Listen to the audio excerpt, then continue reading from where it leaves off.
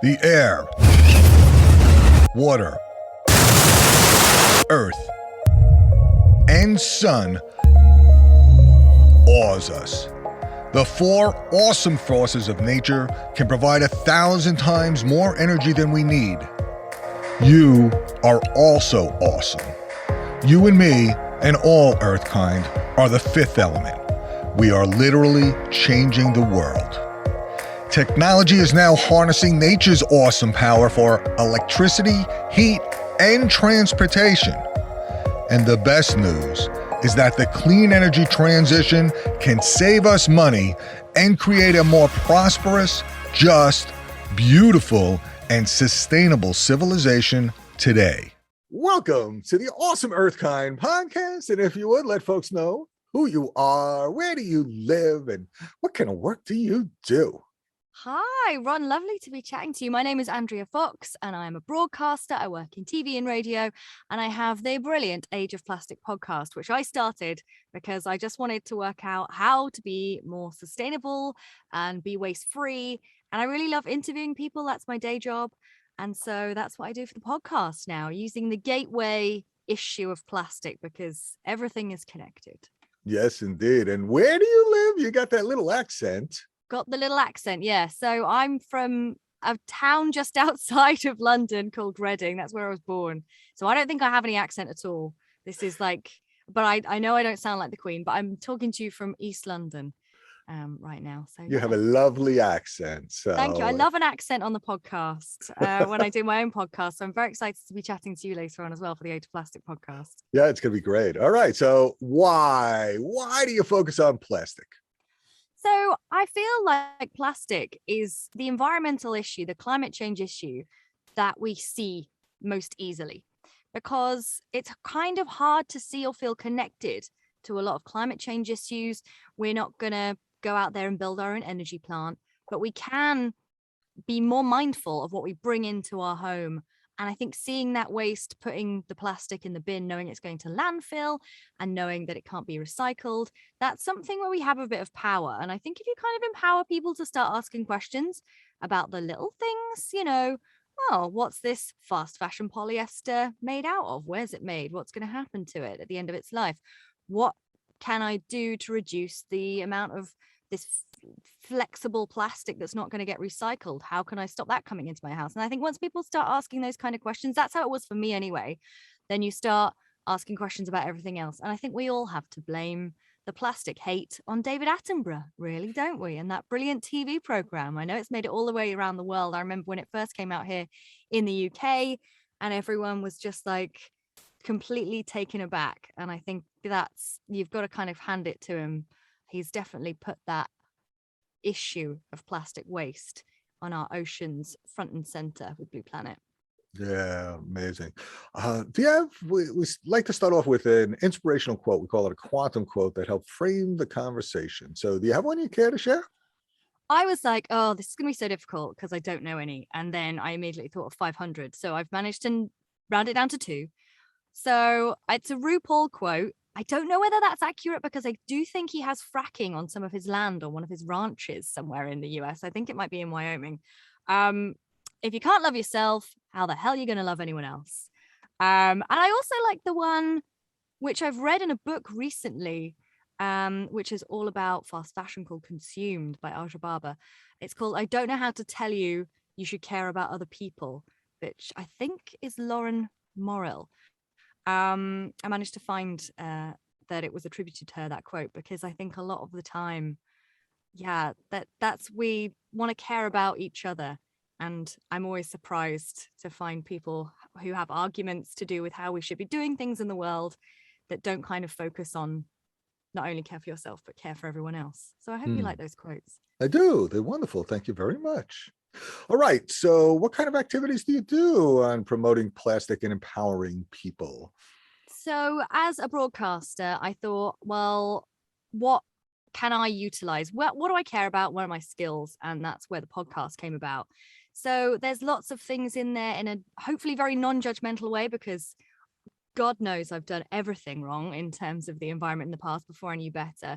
But ways to avoid plastic waste, ways to save energy in your life, ways to not waste energy, finding about new ways to do things, new systems, ways to replace the old ways of doing things in terms of what you can personally affect, but also the questions that you should be asking to businesses if you want them to use less plastic, if you want to find out how sustainable they are. There are some tools as well that I share in the podcast. And also we talk about the role of governments as well, because everything is connected and there isn't one answer and it's not going to be one person. It's everyone and everything doing what they can, I think, to lead to a more, as you say, earth kind and awesome future. There So we go. yeah. Awesome. And Earth kind is by the way, has a kind of dual meaning. One is be kind to the earth. It's a good thing. On the other hand, it's all women and mankind, all humanity, and more eclectically, all earth kind, because we all are on this planet.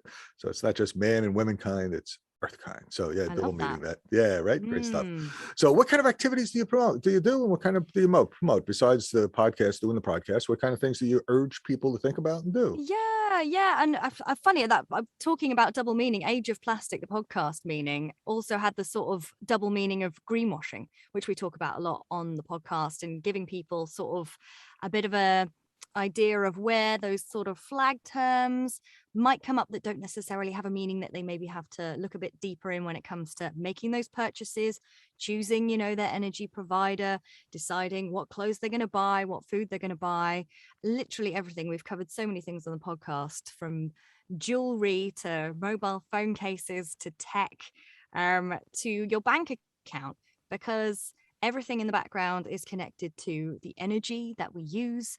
And there may be financial products in your life even that are contributing to a future you don't necessarily want to see in terms of a greener planet for everyone. So we really do use the gateway of that name, Age of Plastic. And I work in music radio, so it was also a reference to the Buggles. But no one ever picks me up on that. No one I've interviewed is clearly a big enough fan of 80s music. But yeah, and it was my friend Dion who said, yes, the Age of Plastic has that double meaning of this sort of fake life and us bringing all these sort of single-use items into our lives. And I think there was a quote, sort of getting the job to buy the things to impress the people you don't know on the internet. And I think so much of our society is maybe trapped in that sort of consumerism and buying into all of this sort of fakeness. And it's funny how plastic does mean fake as well. But we do honestly go into pretty much everything you could think about on the podcast. But I also like to bear in mind that there is so much that we can do as humans. We have our own sphere of reference and our influence, I should say.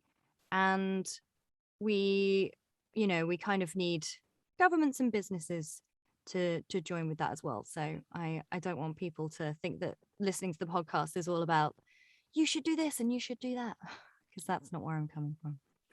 Yeah, it's an incredible thing. I mean, the I think almost all, if not all, plastic actually comes from fossil fuels, right? From petrochemicals, right? So that's how we get to plastic. And yeah, you're right. It's an interesting concept that it's not real. When you're plastic, you're really not real. And, we have these artificial substances that we created. So, okay, great. So we've got plastic all around us. There was a famous movie in I think the 60s that this one guy was talking about being in college and what should he do, and it was about Mrs. Robinson, which was a fascinating movie. Oh yes. By the way. And then what should you do? Plastics, my son. Plastics. Go into plastic. That's the future. That is what they say in that movie. I remember that now. Yeah. Plastics is the future. Yeah. Right. 100 years later, and we're stuck with it and we don't know how to get rid of it. That's it, right? So it's this substance that we take, fossil fuels, we then modify it and turn it into something that's, almost very permanent and doesn't break down and last forever, and now permeates pretty much everything. Microplastics are all over the place in every living creature, I believe. So yeah, okay, so what do you see the forces that are driving this now, and the sort of environmental forces, and how do you see things coming together, and what are the solutions? I do like a solution. Yeah, there's a lot of that on the podcast as well, and moving away, as you say, from all this microplastic. But I think the biggest sort of pusher, and when you think about trends and this move away from plastic, has been consumers. I think it's been quite consumer led, and businesses are now trying to catch up with that. And people who have seen the issues, as you mentioned, with microplastic causing issues in land, being found in the whole of the food chain, including in humans, in the oceans, which we know so much about. We see it washed up on beaches. We've seen so many TV shows and programs about it. There are so many different ways that we can try and rid ourselves of plastic. I had a really interesting interview recently with a guy called Mark Harema, who is from New Light Technologies. They have a technology called air carbon, and the episode is called End of Plastic ? So I think you can get where that goes, but it's basically a biomaterial which could essentially replace all plastic.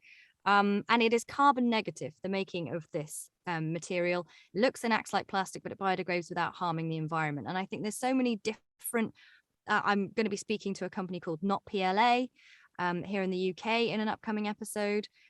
And we've spoken to companies in Canada about using old PPE to make new PPE, because one of the things I say on the podcast is plastic is a useful material. We just haven't been treating it with the care it needed and making sure it didn't end up in the environment and thinking about its end of life. And how amazing if we could use air carbon and all these other new technologies, lots of things made from seaweed when it comes to food and cosmetics, and step away from that and have the only kind of plastic used in a medical setting. So that is a really interesting sort of trend, I think. But I think also, you know, our kind of recycling systems are quite broken, especially here in the UK. But you have first mile recycling here in the UK, and they will take anything. And if it's not recyclable yet, their aim is to try and find a way to recycle it. So they are a great company, and they are trying to take as much waste from businesses around the UK as they can. I think as well, we've had the EU plastics ban over here. I think there's a similar ban on single-use plastics coming in Australia very soon as well. So there's no one solution. It has to be a little bit of everything, as I keep mentioning, but I think it has come from consumers, and I see more and more businesses. And talking of governments, obviously we've got COP26 over here in the UK, so it'll be interesting to see what comes out of that next month. Yeah, so talk a little bit about this alternative plastic that actually breaks down and becomes, did you say, a food source? Is that how it works? Or? Yeah, so it's basically like a biopolymer that these tiny little microorganisms, which are taken from the ocean, create. And I think currently air carbon is used in some Shake Shacks, I believe in California at the moment. And they've had investment, I think, from IKEA, who are hoping to make their furniture from this product in the future. But yeah, they've been utilizing it in things like spoons and straws and those plastic forks, because I think so much about plastic and the way we live our lives now is convenience. And in lots of ways, that's really good for lots of people. But we can't be creating all of this waste, all of this single use. There is no away.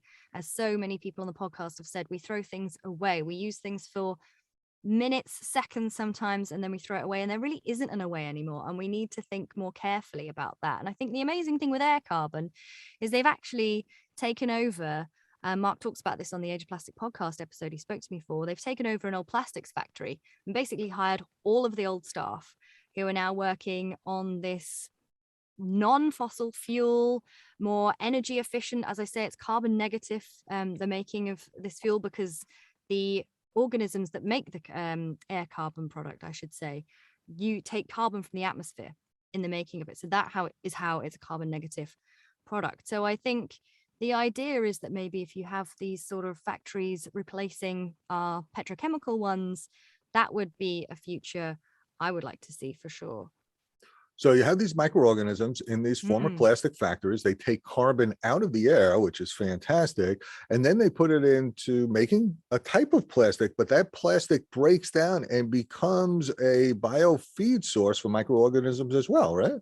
Yeah, so they can keep it all. I think the idea what they have at Shake Shack is they're taking all of that waste back and using it to, you know, the waste air carbon spoons and straws, and they're making it into new product. But if it did find its way into the atmosphere, it would break down and not turn into microplastic. It's a natural material, and we're seeing so many of these as well. There are lots of, we've talked about bamboo on the podcast as well, lots of other different kind of plastic alternatives that people might be more used to seeing. And this is one of many, but I think it's a really, really exciting one for me. I was really glad to chat to Mark from New Light Technologies about it. Yeah, really neat. In nature, there's really no waste. One organism's waste is another's input and food stream. So it's really fascinating that we're starting to get these natural systems incorporated into what we're doing so that we can stop wreaking havoc on the planet, which is fantastic. So, yeah, okay. I think it's ironic as well that a lot of them come from the ocean. Like there's this organism that creates this biopolymer, and also like seaweed is another thing that we're using instead of plastic to package lots of food and also to package beauty cosmetics as well. So I think it's interesting that the ocean had the answers for us all the time. We just didn't know it until now. Yeah, there's an amazing amount of diversity and things on the planet, much more than we've ever dreamed of in our wildest dreams. So incredible things still yet to be discovered every day. So absolutely. Well, along the way, what challenges have you encountered and what kind of lessons have you learned? And what are you doing differently now than when you started out? I think the things I do differently, I kind of started the podcast as a sort of secret hippie, I like to say. So I was worrying about my own sort of carbon footprint and everything that I was doing. But that really wasn't getting me anywhere. And that kind of gave me somewhere to put all of the guilt I found about the way I was living and the way that I saw people living in a big city like London. So I often say to friends now, before I buy something, I think, well, what's it made of? Who made it? How long am I going to use it for? What am I going to do with it when it comes to the end of its life? And this friend said to me, that sounds exhausting. And I was like, I've saved a lot of money. So personally, that's how I've kind of changed my life. I think I waste a lot more time, money, and energy. I think it's the minimalists quote that everything in your house used to be time and used to be money, and that used to be time. So I do think I'm a bit more conscientious personally. And I never like to say I'm an expert, so I'm absolutely thrilled that you want to talk to me for your podcast. But I have learned so much from all of the amazing guests that I've had on the Age of Plastic podcast. And there is I can't think of a topic we haven't really covered. We've covered everything from children's toys, renting them rather than buying them, to jewelry, to tech. And so there is something for everyone. I think there is something interesting in each new episode. It's not just let's look at a different biopolymer today. And we have touched on energy as well in the past. So I think the outcomes personally for me, and I hope for the community that we've built around the podcast, are that people just are a little bit more considerate of what they put their energy into and the energy that they maybe waste every day. Excellent. So do you think that there's one big, we call them a supernova or a value supernova, one big idea, concept, something that you've done that's a tool, a tip, a tactic that most people really need to know but don't? Supernova. Oh, I like this question. I think for me, it's you aren't what you consume, and you can not play that game. And there are ways to live your life more sustainably. You don't have to play into that thing I mentioned earlier on of you have to buy the stuff to impress the people that you don't even like. There is often also, I have learned, a more sustainable option out there. Whether it is renting clothes secondhand market, I think is becoming much bigger. And there's something we have here in the EU, which is the sort of right to repair. And when it comes to tech and other things like that. So I think there's, and one of the easiest ones I always say is renewable energy provider. And that's the easiest one of all, I think, because I don't know what it's like over in the US, but it is incredibly easy to switch providers here at the moment. So there are so many things you are able to do without even lifting a finger to be more sustainable and to live in a slightly more waste-free, plastic-free life. Excellent. Yeah, in the US, there is, in many states, not all, a deregulated electricity structure as well. So you can choose your provider, and we'll talk about that another time, but it is an option. And we've had different shows on that concept as well, that people can actually save money at the same time they have a positive environmental impact by choosing where their electricity comes from. So, yep, definitely it's a great concept. So, as you said, lots of options for people to just be Mm. more sustainable and make different choices. Okay. Well, in most of our careers, we've had sort of this downturn and really bad moment where when we hit bottom, we like figured something out. And would you care to share what yours might have been? Oh, yeah. And I suppose in terms of not being the most energy efficient I could have been, and maybe not considering the climate, there was one year where myself and my husband probably went on a trip every single month. And a few of those were long haul trips. So from London to Australia, from London to Tanzania. We won a trip to New York, though. I remember saying to you the one time I've been to New York before. And looking back on that, that was a heavy carbon footprint year. And it is difficult that there are lots of things that we really enjoy, like travel, but as of yet, we do not have electric, solar powered airplanes. They are still incoming. Maybe we'll get to it. Maybe the ocean has the answers. I don't know. But that was definitely a time where I look back and go, yeah, I need to clock those. I think I did actually go back and clock all the miles and be like, right, I'm going to offset my carbon footprint.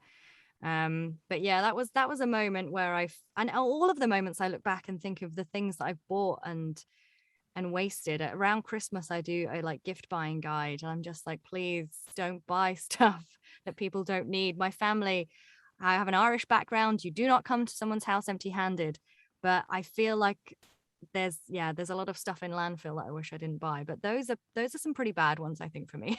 Okay, yeah, we each have our times, and in the scheme of things, it's not really that bad, to be frank. So you're not too bad at Yes. all. So I should get rid of my Irish Catholic guilt. This is what I'm trying to do with the podcast, not put too uh, much pressure I have the on Italian individuals. Catholic guilt, so yeah, I know the Yes. feeling. And no matter where you are on the planet, there's some type of guilt coming from somebody about whatever it is you're doing and who you are. So, You know, so Ron, you yeah, know. it's amazing, the culture. Yeah. So okay, all right. How about a big aha moment where all of a sudden you came across this concept and you're like, "That's it. That's what I've been thinking and wanting to do and knowing about." Was there a particular moment for you?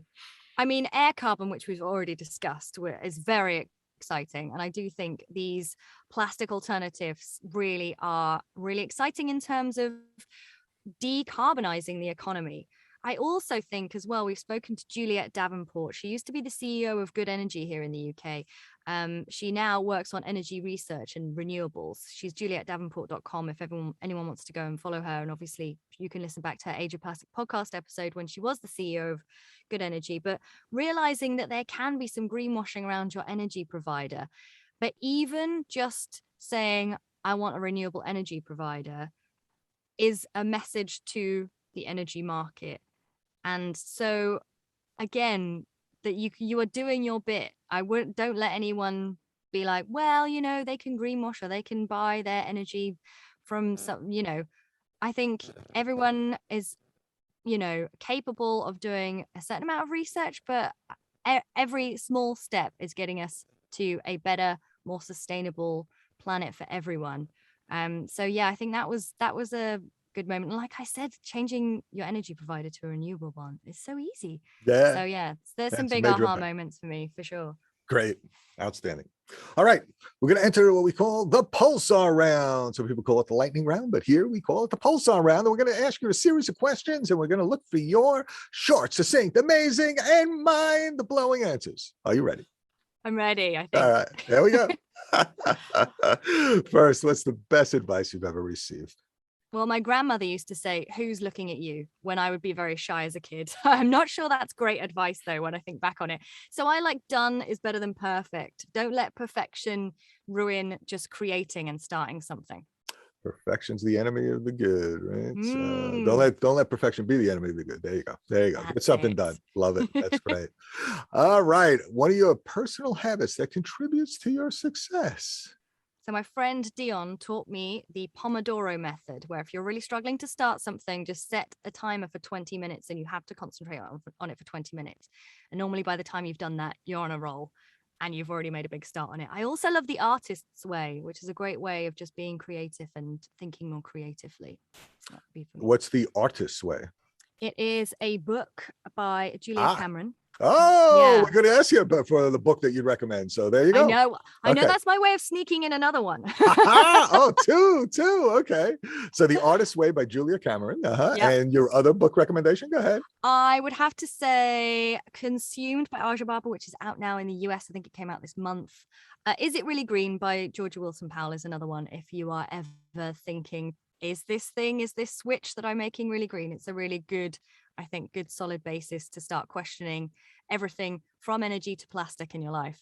Awesome. Is It Really Green? Thank you very much. All right. An internet resource you'd like to share? So another person that I've had on the Age of Plastic podcast, lovely Amy Nguyen, she is from Sustainable and Social. That is her Instagram handle. And she is working on just more sustainable development in businesses. And she really breaks down those big, heavy reports that maybe not everyone necessarily gets around to and makes them really digestible in a social media sense. She does that really well. She's got a great monthly email as well too. And so the website or the internet is? It is Sustainable and Social on Sustainable Instagram. and Social, yeah. Social on Instagram. And is it a website too? Yes, she has a website and she also has a monthly email, which is really full of great resources as well if you want to delve a bit more into loads of topics. Great. Outstanding. Thank you. All right. You had a magic wand and you could change one thing for everybody in the world. What would it be? So this I talk about a lot on the podcast. I would ban virgin plastic and fossil fuel extraction, whether we do that with an out-and-out ban or whether that's tax incentives or decentives. I would love to see us using the plastic that we have already created and turning that into plastic products and really using our recycling, because so little of our recycling, as I've learned from the podcast, actually is turned back into new products. As you know yourself, I'm sure lots of it gets burnt. So I think that would definitely speed up the move to more renewable energy sources, more renewable energy jobs, and ending this like endless cycle of fossil fuel plastic that we're stuck with at the moment. Excellent. Thank you so much. All right, I'm going to enter what we call the WTF or F section, weather time fudge, an extreme weather event that you lived through, or weather time fun, the most fun you've ever had and the type of weather it was. Take your pick and share a story if you would. Well, we've had some extreme weather in London recently, which has seen the tube flooding. But I have to say, I quite like a bit of extreme weather when it comes to the cold. And I remember someone on a podcast saying, everyone keeps saying we need to think about the climate for the next generation. Why not just be selfish and think about the climate for yourself? And he was like, I love skiing and I'm not going to get to do that in a rapidly warming earth. And I was like, I love skiing. So yeah, I suppose my extreme weather would be let's keep the temperatures as they are so I can continue to ski, please. But yeah, that would be mine. Okay. All right. Well, what's the one thing you're most energized about today, Amanda? I'm most energized, I think like most people, by social connection. So I'm looking forward to seeing my family very soon. I'm looking forward to seeing some friends later on this year, and getting out in nature. That is the thing I'm asking everyone who's listening to the Age of Plastic podcast this season. Like, listen to the podcast when you're outside and like tag me in a photo on social media to encourage me to get outside, because I need to do it more. And I think we all feel energized by that, don't we? Yeah. We actually, earlier on in the podcast last year, we did a session. It was really fascinating with a doctor who took kids who were living in New York City who were tremendously burdened by asthma. Right, they couldn't breathe. They were on all these medications, really, really intensive medication. And in 30 days, he got them off of all medication by just taking them out and helping them connect to nature.